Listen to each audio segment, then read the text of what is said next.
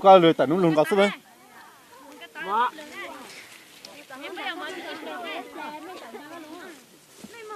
Tuần này tôi sẽ viết thay cho đã tạo thanh cái. Cái cam này. Mùng tay mới cho cái mùng tay thôi đấy. Chẳng nó tăng tạo phanh cái nữa. Tăng tạo phanh cái. Cái này là tôi thay cho rồi này, tăng tạo phanh cái tôi cho tôi thật rồi. Nó tao là gì tiền rồi đấy.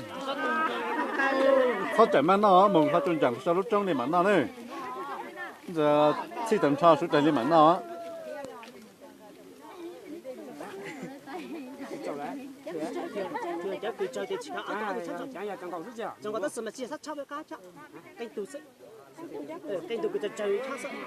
Cái xe thì tụi chơi là các bán cho rồi giờ tụi phát sáng giờ chuyển gọt xí.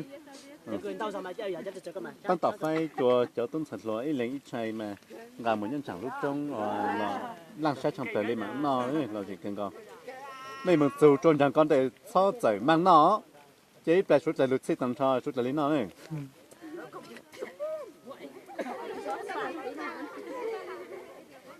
Tăng tập khởi cho nó chọn gì cho em mua phay này cho tốt rồi cho nó là cho tu cho nó luồn đi tầm cho cái gì cho nó xài nào luồn tất cả nó này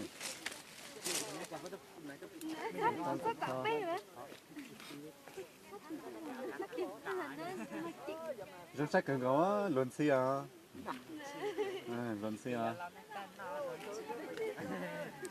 là thì xem plei lì trong mấy bữa tuổi là tuổi chơi ui giờ có cái đấy bây giờ bằng cá tuổi chi phí nó nào đấy cái